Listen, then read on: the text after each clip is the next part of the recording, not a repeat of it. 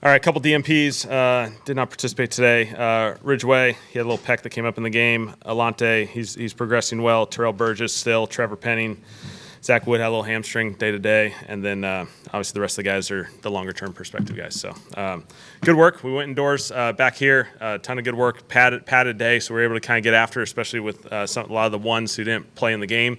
They were able to get a ton of work. We kind of mixed it with some situational stuff and then some call-its. So really good day of work.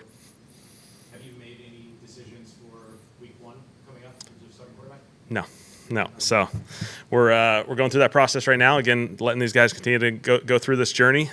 They've done some really, really good work, and so we'll put ourselves in position for this Denver game and then see how it goes from there. Have you made decisions on who will play in the final preseason game? Will you rest all the stars or will you play all of it? Have you made that decision yet? Yeah, we'll get to that towards the tail end of the week. I think tomorrow's going to be another really big practice, and then similar like a game week, and then we'll kind of assess it from there and put ourselves in position. I know a number of these guys have a desire to get out there on the field and play some ball, and so we'll just see how it all plays out. What's your assessment after watching the film Sunday on Quarterbacks? Yeah, they did some good stuff. I think Tyler just starting it off. I think we had a really rough first drive. Just for the offense in general, not just talking about him. We just didn't start off the way we wanted to. Kind of slow start. I thought he made a lot of really good decisions. He found completions. We had the missed op. With CO late in that drive, which would have been an awesome opportunity. Again, he was moving the football. We just got to get more points and more production out of that first couple drives. And I think that's more important for just the whole offense, not just Tyler. And so, I thought his process there was some good process and good sequencing there from his standpoint. I thought Spence came in and obviously gave us a couple big plays. The DPI I think was a big play just to get ourselves going, move the field. Him and Tipton giving ourselves an opportunity there to move down in the red zone. He made some plays. Obviously, the interception was unfortunate. That's on me just as much as anyone, just calling that particular play down there. And, and the guy made a phenomenal play. And so his response was great, just the way he responded. I thought that 2-minute drive for that whole offensive group was really, really good. Just the whole operation, guys being on the same page, understanding their responsibilities, the urgency in which we played with. I thought there was a lot of good at the end. So, we'll just continue to evaluate. Is that naming a starter now like a reflection of kind of how close this race is to you, or is it just there's no need to declare? No, it's close. We look at every aspect of this quarterback situation, and so it's really, really close. Numbers, experiences, reps, everything. It's going all the way back to start of training camp. Everything is very, very close between this group, and so we'll see how it all plays out. Do you have in your head a timetable that you'd like to hit for that, or is it possible we won't even know that morning? We'll get there. We still got a little bit of time on our side, and so we'll just continue to work through these practices and put ourselves in position for Denver, and then we'll be good to go from there. Not to use forwards in your mouth, but you feel like you need to use this week to evaluate more, basically. Yeah, we're going to utilize it. Yeah, we're going to continue to utilize it to evaluate these guys, put these guys in a couple different other situations. We got three days of practice and a game, and so we got some excellent work coming our way. How do you guys handle the protections? Is that more like on the quarterback? Is it on the center? Is it split? There's a combination. Starts with the offense line and the center making his initial communication. The QB does have some ability within that to make the adjustments in the trump card, so to speak. And so, especially for these younger QBs, it's all an awesome growing opportunity for them to continue to utilize their different tools that they can utilize. Did both guys split first team reps today, or is it Yeah, it's pretty similar. Yeah. Did you go into the last preseason game thinking maybe y'all could have a decision made by Monday? And if so, did the film tell you differently? Is that you weren't? Yeah, we felt like it was pretty close going into it, and obviously it came out pretty close. And so we're kind of staying in this middle, and obviously you'd like for it to make a decision, and we'll get there as we go. But I think both these guys are putting in tremendous effort, tremendous work. They're both doing a ton of good things, and so we'll see how it goes. When's the latest time that you think you would end up naming one? What's something We play Arizona on that Sunday, so hopefully before that. So something in between today and that day. It's not like the team knows, right? The team knows. Yeah. You know, sorry. What's the benefit of? Yeah. We haven't named one, so we haven't gone through that. Once we make that decision, they'll know, and then you guys will know. So they don't know yet? No. In terms of No, we're not hiding anything, guys. Don't worry. Yeah, no, that's fair. in terms of some of the tackling issue you guys had the other day, is that kind of the trade-off to having, I don't know, like lighter practices is the right word, but like more efficient, not stressing tackles and is that kind of? I think tackling in general, we always talk about. I feel like for a number of years now, since I've been at a couple different places, we always talk about the early season tackling is something that gets better as we go. I think sometimes the space tackling is what comes up. You know, guys out in space having to judge players. A lot of times those are tag offs in situations in practice, and now it's it's tackling. And so there are some opportunities. I think Jacksonville will say the same thing. There was a couple plays where we made some plays out in space, and so something for us to obviously try and improve on. As an offensive coach, can you exploit that like early in the season, knowing that maybe the tackling's a little bit not as efficient league-wide? It's something we talk about. I don't think tactically do anything drastically different, but it's certainly something that probably gets better as the season goes on. I think there's a number of things, just the way the structure of training camps are leading into the season. The seasons are long. There's a lot of things that get better as the season goes. Can you tell us a little bit about what went into the decision for the player swap with Jacksonville? Yeah. Just really good discussions, obviously.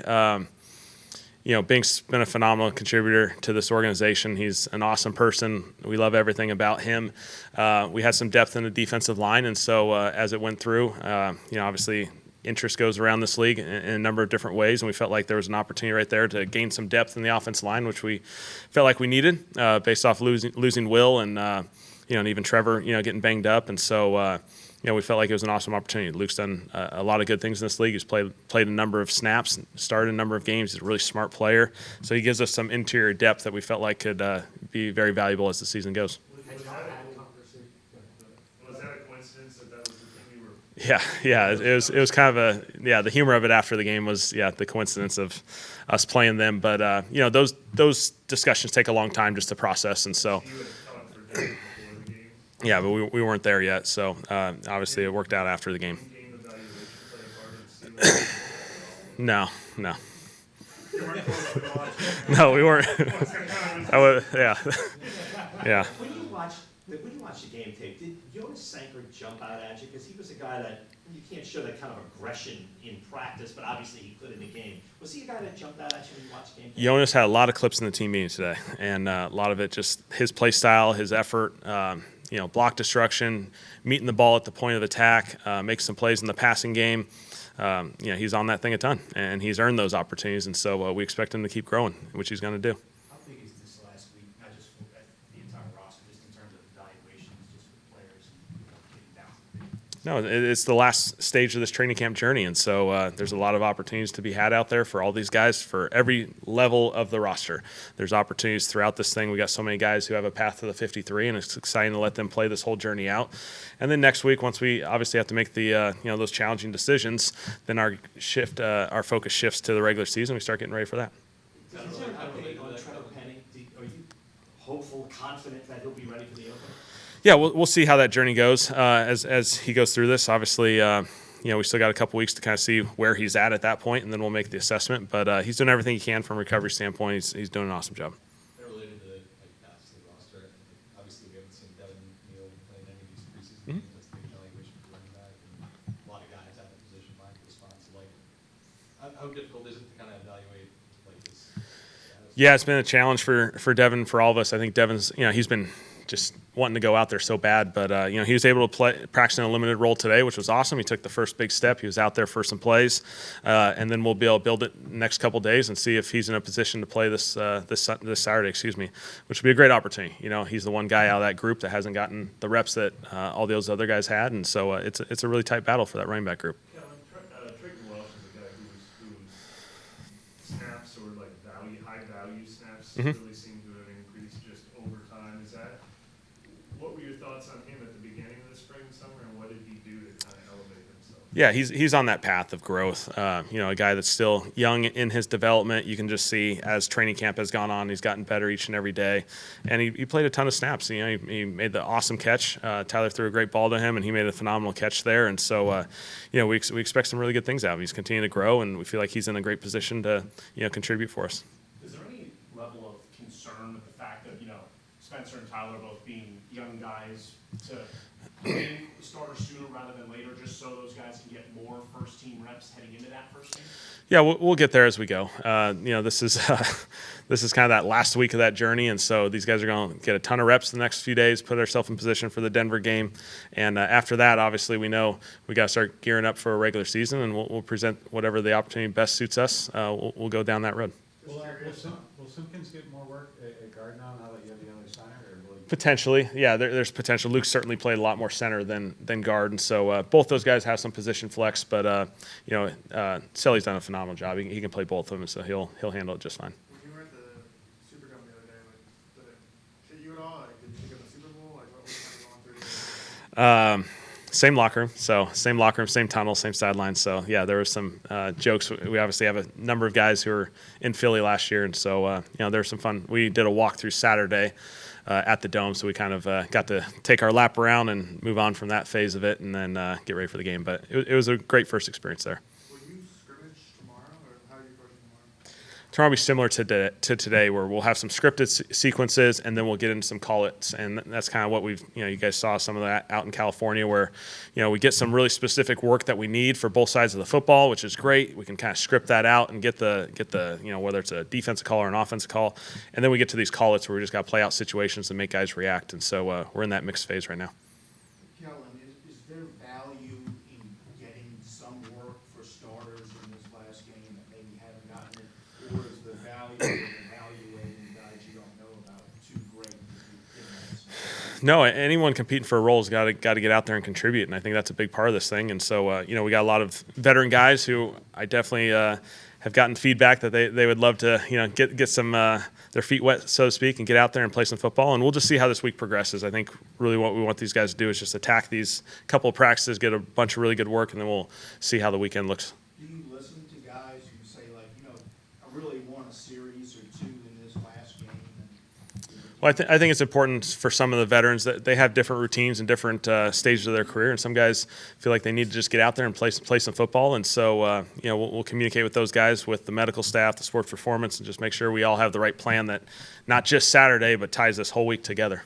Is injured reserve a possibility for Ridgeway at all? Like, Yeah, we'll see the length. Yeah, once we kind of get it all finalized, then we'll see the length in which that'll take, and then we'll see. You don't have any trouble with the playing surface, did you? Does it seem like there's some winning issues or nothing? No, I don't think anything was alarming. There certainly was a few guys that slipped, but you're out there on turf, and we've been out in grass for a ton, but I don't think there was any issue. Where do you feel like your hunter battle is at? Yeah, we're in a really good battle with those guys. Obviously, one of those guys will take it and run with it. I feel like they've had good moments, and there's certainly some growth moments. They're both rookies, and so rookies are going to grow substantially each and every day, and so we'll see where those guys take it. Is there a deadline on the hunter battle? No one. Yeah, very similar to the quarterback battle. So sorry, guys. Anybody asked you, you've been out in public and got asked about the quarterback yet? Yeah, there's a lot of people who like to ask about the quarterbacks, my kids included, and so it's a fun conversation.